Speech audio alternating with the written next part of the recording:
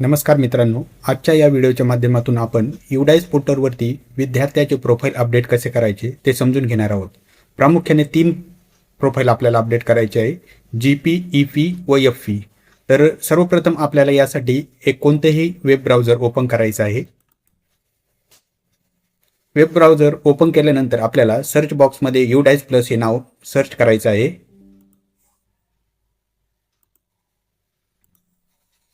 सर्वप्रथम जे नाव दिसते आपल्याला युडाइस प्लस, त्या नावावरती आपण क्लिक करणार आहोत. या नावावरती क्लिक केल्यानंतर आपल्यासमोर एक विंडो ओपन झालेली आहे. यामध्ये आपल्याला log in for all modules यावरती क्लिक करायचं आहे.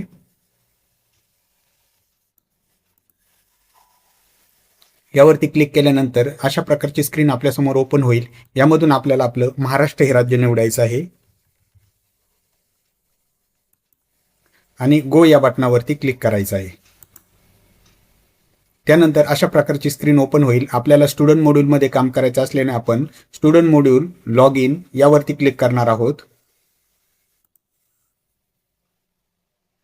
त्यानंतर आपल्याला आपल्या शाळेची लॉग इन करण्यासाठी लॉग इन विंडो ओपन झालेली आहे. यामध्ये आपण आपल्या शाळेचा युजर नेम व पासवर्ड टाईप करायचा आहे आणि स्क्रीनवर असलेला कॅप्चा यामध्ये आपल्याला एंटर करायचा आहे. या बटनावरती आपण क्लिक करत आहोत. त्यानंतर आपल्यासमोर अशा प्रकारची स्क्रीन ओपन झालेली आहे. यामधून आपल्याला करंट अकॅडमिक इयर यावरती क्लिक करायचं आहे. 2026-27 यावरती आपण क्लिक करत आहोत. यावरती क्लिक केल्यानंतर अशा प्रकारची पॉपअप विंडो ओपन होईल. यातला क्लोज या बटनावरती आपण क्लिक करूया. पुन्हा आपल्या शाळेची माहिती असणारी एक विंडो ओपन झालेली आहे. यावर देखील आपण क्लोज करूया. क्लोज केल्यानंतर आपल्याला आपल्या शाळेचा स्कूलचा डॅशबोर्ड दिसत आहे. यामधून आपल्याला ज्या वर्गाच्या विद्यार्थ्याचं प्रोफाईल अपडेट करायचं आहे त्या वर्गातील विद्यार्थ्याच्या संख्येसमोर आपल्याला क्लिक करायचं आहे. या ठिकाणी मला इयत्ता 6वीच्या वर्गातील विद्यार्थ्याचं प्रोफाईल अपडेट करायचं असल्याने मी त्यावरती क्लिक करत आहे.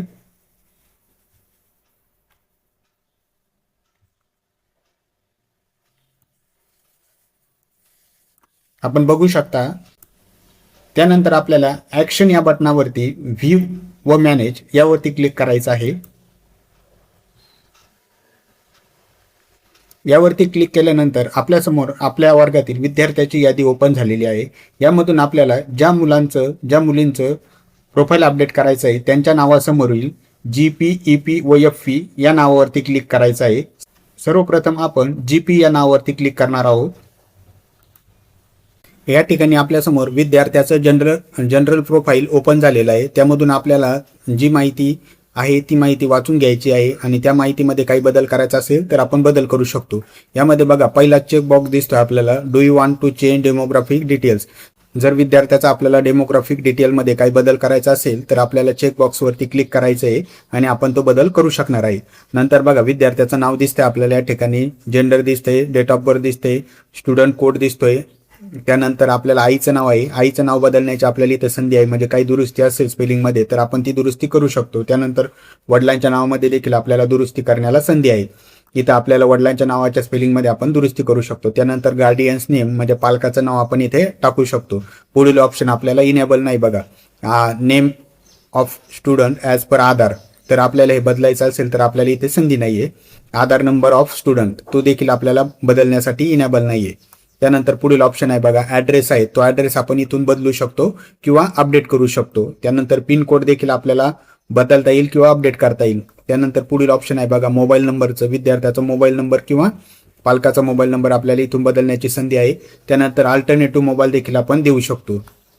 कॉन्टॅक्ट ईमेल, जर पालकाकडे ईमेल ॲड्रेस असेल तर तो आपण ईमेल ॲड्रेस देऊ शकतो. त्यानंतर मदर टंग ऑफ स्टुडंट, विद्यार्थ्याची मातृभाषा आहे, ती मातृभाषा आपल्याला इथून बदलता येते किंवा निवडता येते.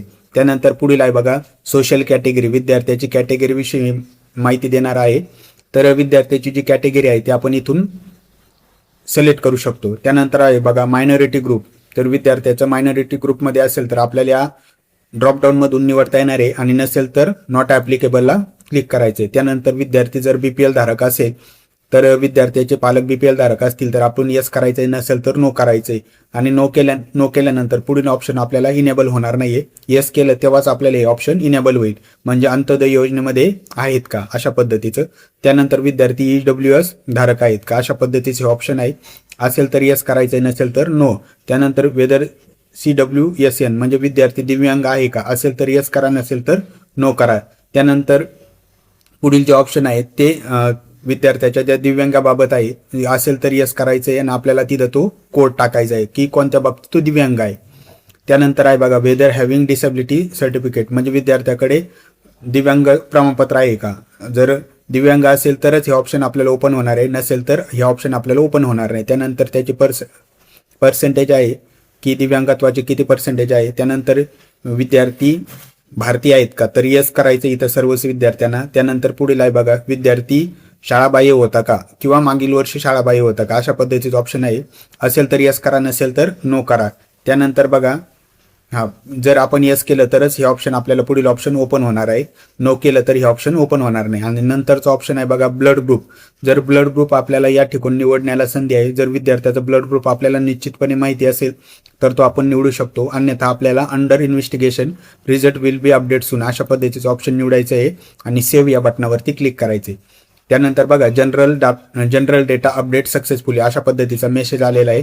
क्लोज या बटनावरती क्लिक करायचं आहे आणि नेक्स्ट वरती क्लिक करून पुढे जायचं आहे. त्यानंतरचं पुढील प्रोफाईल ओपन होणार आहे बघा एनरोलमेंट प्रोफाईल म्हणजे विद्यार्थ्याची नोंदणीची जी माहिती आपण नोंदणी करते वेळेस जी माहिती भरली होती ती संपूर्ण माहिती आपल्यासमोर ओपन झालेली आहे. इथे आपल्याला काही बदल करण्याला शक्यतो संधी नाहीये आणि आपल्याला इथं फक्त माहिती चेक करून घ्यायची. आपण जी माहिती भरलेली आहे ॲडमिशन नंबर म्हणजे त्याचा रजिस्टर नंबर, ॲडमिशन डेट, त्यानंतर त्याचा वर्गातील हजेरी नंबर आपण इथे टाकू शकतो. माझ्याकडे ही माहिती सध्याच्याला टाकण्याला इनेबल नाही आहे कारण शाळा फायनलाइज झालेली नाही आहे. प्रमोशन प्रक्रिया पूर्ण होऊन शाळा फायनलाइज न झाल्यामुळे हे मला इनेबल झालेलं नाही. आपण या ठिकाणी माहिती भरू शकतो. मी आपल्याला या ठिकाणी फक्त माहितीचं स्पष्टीकरण सांगत आहे. त्यानंतर आहे बघा मीडियम ऑफ इन्स्ट्रक्शन, तर मराठी आपण इथे निवडलेलं आहे. Language group of study bye the student या ठिकाणी आपल्याला ग्रुप निवडायचा आहे. त्या स्ट्रीम ऑफ बाय स्टुडंट तर आपल्याला या ठिकाणी त्याची जी स्ट्रीम आहे, आता इथं सध्याच्याला 6वीचा वर्ग असल्यामुळे आपल्याला इथं स्ट्रीम निवडायची गरज नाहीये. त्यानंतर बघा subject group studied by the student with 11वी-12वी साठी हे ऑप्शन आहेत बघा. त्यानंतर आहे बघा of student in previous academic year of schooling विद्यार्थी मागील वर्षीमध्ये कोणत्या शाळेमध्ये शिकत होता त्याबाबतची माहिती आहे. स्टडीड ॲज अ करंट किंवा सेम स्कूल आपण हे प्रमोशन करते वेळेस ही माहिती भरलेली आहे. त्याची मागील वर्षीची आत्ता इथं आपल्याला दिसत आहे 5वीची. त्यानंतर बघा RT ॲक्टनुसार त्याला ॲडमिशन मिळालेलं आहे का, तर असेल तर येस येतं किंवा नसेल तर नो. आपल्याला विद्यार्थ्याला आपण RT ॲक्टनुसार ॲडमिशन दिलेलं नाही म्हणून आपल्याला ऑप्शन इनेबल नाही आहे. त्यानंतर RT ॲक्टशी संबंधित जे ॲडमिशन झालेले आहे की त्या कोट्यातून जे ॲडमिशन झालेले त्यांच्या संदर्भातील ही माहिती आहे. त्यानंतर आहे बघा प्रिव्हियस क्लास स्टडी मागील वर्षी जो पास झालेला आहे तो प्रमोटेड पास आहे किंवा कसा पास आहे याबाबत आपण जे प्रमोशन करण्याच्या वेळेस माहिती भरली होती ती संपूर्ण माहिती आहे. त्या आपण यापूर्वीच प्रमोशन करते वेळेस आणि ही संपूर्ण माहिती एकदा चेक करून घेतल्यानंतर सेव्ह आणि नेक्स्ट या बटनावरती क्लिक करायचं आहे. त्यानंतर बघा फॅसिलिटी प्रोफाईल ओपन झालेलं आहे. आपल्याला विद्यार्थ्यांना कोणकोणत्या सोयीसुविधा दिल्या जातात या बाबतीत ही माहिती आहे. Whether facility provided to the student for the year of filing data अशा पद्धतीचं आपल्याला आहे. त्यानंतर येस असेल येस करायचं आहे आपल्याला इथं आणि कोणकोणत्या सोयीसुविधा आपण त्यांना देतोय, फ्री टेक्स्ट बुक देतोय, फ्री युनिफॉर्म देतोय, ज्या ज्या सोयीसुविधा देत असेल त्या चेकबॉक्सवरती आपल्याला क्लिक करायचं आहे आणि पुढील ऑप्शनकडे जायचं आहे. Facility provided to student in case CWSN जर आपल्याकडे दिव्यांग विद्यार्थी असेल आणि जर हा विद्यार्थी दिव्यांग असेल तर आपल्याला येस करायचं आहे आणि त्याला ज्या ज्या सोयीसुविधा आपल्याकडून शाळेकडून पुरवल्या जात आहेत त्या चेकबॉक्सवरती क्लिक करायचं आहे. त्यानंतरचं बघा whether student has been screen for specific learning disability जर विद्यार्थ्यामध्ये काही लर्निंग कमतरता असेल किंवा तर आपण येस करायचं आहे, नसेल तर नो करायचं आहे. असेल तर खाली आपल्याला ऑप्शन दिसत आहेत बघा yes specify type of SLD म्हणजे कोणत्या प्रकारचे आहे ते आपण सांगायचं या ठिकाणी.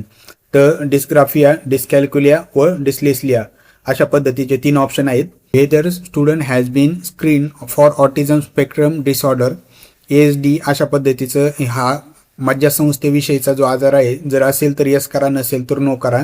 नंतर आहे बघा whether student has been screen for attention deficit hyperactive disorder. जर असेल तर यस करा, नसेल तर नो करा. Has the student has been identify as the gifted or talented. विद्यार्थ्याकडे काही विशेष गिफ्ट किंवा टॅलेंटेड असेल तर त्याला यस करायचे, नसेल तर नो करायचे. त्यानंतर पुढील मुद्द्यांकडे जायचं आहे आपल्याला.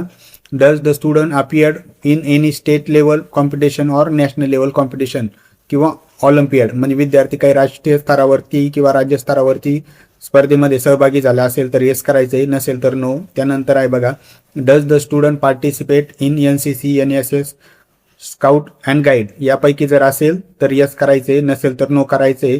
Weather student is capable handling digital device including the internet.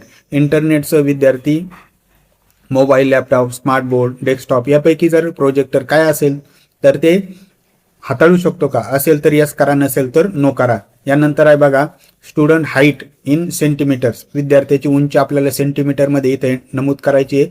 त्यानंतर स्टुडंट वेट इथं किलोग्राममध्ये आपल्याला त्याचं वजन टाकायचं आहे. त्यानंतर बघा अंदाजित जे शाळेपासून त्याचं अंतर आहे, घराचं अंतर, ते आपल्याला इथं ड्रॉपडाऊनमधून निवडायचं आहे. आणि त्यानंतर complete highest education level of mother, father, legal guardian. म्हणजे आईवडिलांची किंवा त्याच्या पालकाची आपल्याला इथं हायेस्ट म्हणजे जास्तीत जास्त शैक्षणिक अर्हता इथं एंटर करायची. आपल्याला इथून ड्रॉपडाऊनमधून निवडायचं आहे. आणि त्यानंतर सेव्हचं आपल्याला इथं ऑप्शन निवडायचं आहे. सेव्हच्या बटनावरती क्लिक करायचं आहे आणि सेव्ह झाल्यानंतर नेक्स्ट या बटनावरती क्लिक करायचं आहे. त्यानंतर आपल्याला त्याच्या प्रोफाईलचा संपूर्ण प्रिव्ह्यू पाहायला मिळणार आहे. त्या प्रिव्ह्यूमधून आपण संपूर्ण माहिती एकदा वाचून घेणार आहोत. माहिती वाचल्यानंतर आपल्याला खाली कंप्लीट डेटा करायचा आहे. या ठिकाणी आपल्याला कंप्लीट मार्क ॲज कंप्लीट अशा पद्धतीचं ऑप्शन असणार आहे. तर आपण मार्क ॲज कंप्लीट केल्यानंतर आपलं विद्यार्थ्याचं प्रोफाईल पूर्ण होणार आहे. तर अशा पद्धतीने आपण संपूर्ण विद्यार्थ्याचे प्रोफाईल क्रमाक्रमाने पूर्ण करता येईल आणि त्यानंतर आपल्या संपूर्ण शाळेतील विद्यार्थ्याचे प्रोफाईल आपल्याला पूर्ण करता येईल. तर अशाच माहितीपूर्ण व्हिडिओसाठी चॅनलला सबस्क्राईब करा आणि बेल आयकॉनला प्रेस करा.